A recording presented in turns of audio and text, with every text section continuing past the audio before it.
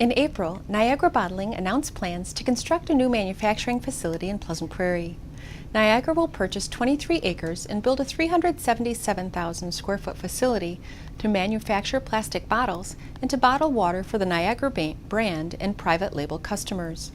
The company will become one of the village's largest water consumers. Once fully operational, the village's daily water consumption will nearly double, eventually leading to economies for all village water and wastewater customers. Site and operational plans were approved during May. Construction is expected to be complete yet this year. Niagara has indicated that the initial phase of their facility will employ approximately 41 full-time positions, with the potential for future employment to reach 105. In May, plans were approved for a developer who is proposing to build one of two industrial buildings on vacant land located at the southeast corner of 116th Street and 88th Avenue, while masquerading a second site for future development. The first of the two buildings to be built will depend upon discussions with potential future tenants. One 412,000 square foot building has been proposed on a 25.3 acre parcel, and another 521,000 square foot building has been proposed on a 28.5 acre parcel. No users have yet been identified for either building. The second topic has been posted to Open Village Hall. It discusses a brief history of a village property where a park was recently created. To see or participate in the discussion, visit pleasantprairieonline.com and click on Open Village Hall, located on the right side of the main page. We'd like to thank those of you who participated in the leaf burning topic. Staff will use the feedback received in two ways. One, to draft a proposed amendment to the current open burning ordinance that will attempt to strike a balance between those who are in favor of leaf burning and those who are opposed. And two, to improve upon the collection services that are currently being provided. In May, plans were approved for the relocation of Fire Station No. 1 from the south side of the current municipal building on 39th Avenue to village-owned property located just north of the site. The new station will be able to accommodate newer model fire tanker and ladder trucks that have continued to grow in size and function over time. Access points to the fire station and Village Hall will be reconfigured as part of the 39th Avenue reconstruction project in order to accommodate the safe and efficient flow of automobile and fire and rescue traffic. Construction will start this year and will be completed during 2015. The former fire station will be converted into a new auditorium and meeting space. To learn more, see the May issue of your village newsletter or visit pleasantprairieonline.com. In 2013, an agreement was approved for a new park and ride facility inside Prairie Springs Park. The agreement was a cooperative effort between Kenosha County, the Wisconsin Department of Transportation, and the village. Public meetings and project design have since taken place, and construction of the park and ride is slated for late June or early July. An access road bridge across a creek and a pedestrian bridge will be constructed. Then grading and paving of the parking area will take place, and a stormwater pond will be created. The project is expected to be complete in mid-October. The new park and ride will include 387 parking spaces. The project is intended to promote carpooling opportunities. The location will also provide overflow parking during heavily attended events held at Pleasant Prairie Recplex. During 2013, public meetings were held regarding the upcoming reconstruction of 39th Avenue between 97th and 104th Streets. Initial plans have since been completed.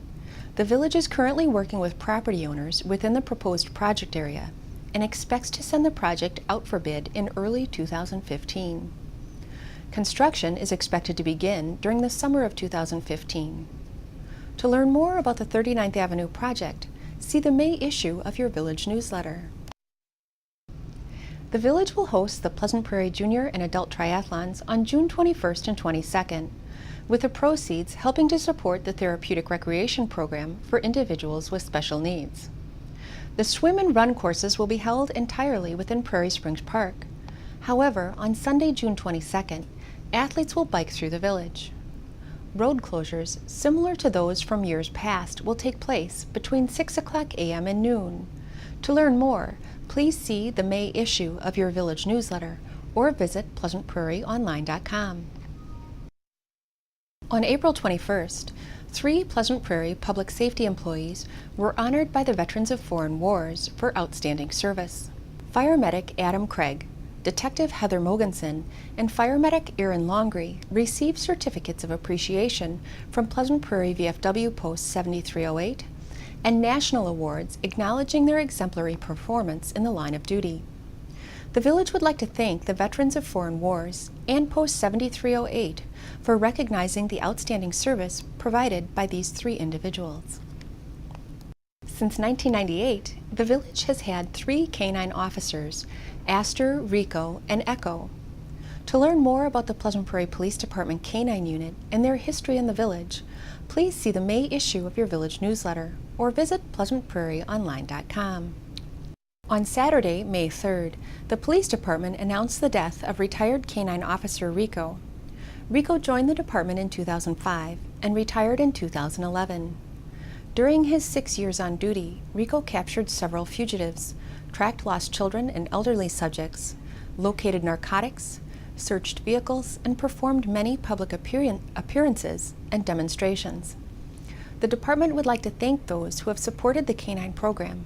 Your help is very much appreciated. To learn how to prevent cross connections in your home and how you can protect our local water supply from potential contamination, please see our April Village newsletter or visit pleasantprairieonline.com. The Pleasant Prairie Police Department would like to thank those who have participated in medication collection. To date, 43 boxes of medication have been collected in the village. These boxes, along with 114 others collected throughout the county, have kept a total of 1,792 pounds of medication out of our local water systems and landfills. A permanent 24-hour medication collection box is available inside the police department on Green Bay Road. The village has specific guidelines related to rummage and garage sales. See your May Village newsletter or visit pleasantprairieonline.com to read about the rummage and garage sale rules related to the number of days you can have a sale, permissible hours, and signage. In March, the village board appointed Christopher Keckler to the position of trustee number 1. Keckler will serve until the position comes up for election in 2015. He is currently the Executive Director of Information and Accountability for Kenosha Unified School District. Through the application and interview process, Mr. Keckler expressed his understanding of the role that local government plays in a healthy community, explained Village President John Steinbrink. He understands that residents and businesses want to find value in a community.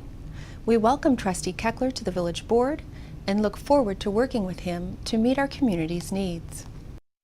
On April 1st, Steve Komerkowitz and Mike Serpy were re-elected as trustees number 2 and 4, respectively, to the Pleasant Prairie Village Board.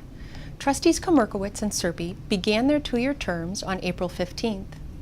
Contact information for Pleasant Prairie Village Board members is available on the back cover of your 2014 calendar, at Village Hall, and at pleasantprairieonline.com. Smoke detectors are an important and required safety feature in buildings and homes of all types and sizes. However, once these devices have reached the end of their useful life, improper disposal could pose a threat to our health and to the environment, because a majority of these detectors contain a small amount of radioactive material. To learn more about the proper disposal of expired smoke detectors, please see your April Village newsletter or visit pleasantprairieonline.com. In April, the Village Board approved a contract for the purchase of an additional $120,000 worth of road salt for the 2014 budget year. This past winter yielded the most snow events and salt usage since the village began keeping records in 1995. While the average salt usage over the last 4 years is 2,600 tons, Pleasant Prairie used approximately 5,000 tons of road salt between last November and this past March, almost 2 times the average, just to maintain the same road standards. The village will attempt to create a savings across multiple other areas in order to cover the early salt purchase. If enough savings cannot be created, the village will cover the remaining balance with reserved funds. To learn more about the Chesro site, a Paleo-Indian archaeological site located on South Sheridan Road in Pleasant Prairie, see the Historical Society article in the April issue of your village newsletter, or visit the news section at pleasantprairieonline.com. Restrooms and an open-air pavilion will be constructed near the ball fields on the north side of Prairie Springs Park. The north ball fields are mainly used between early April and mid-November each year for softball, baseball, and football practices, games, and tournaments. More information about this project is available in the May issue of your village newsletter. Seasonal construction on I-94 in Kenosha County is now underway. The 94 North-South Freeway Project Team would like to remind travelers to plan ahead and drive safely this road construction season. You can find ongoing project updates related to interstate and frontage road closures, traffic conditions, and driving directions at plan94.org. The Pleasant Prairie Police Department handled 400 animal control complaints in 2012 and 463 during 2013. Most of these are related to dogs. The department is requesting dog owners' assistance to reduce the number of complaints. Please see rules related to dog ownership in the May issue of the Village newsletter. By following the rules, you'll show common courtesy to others in the community and be a responsible dog owner. Thank you for your help.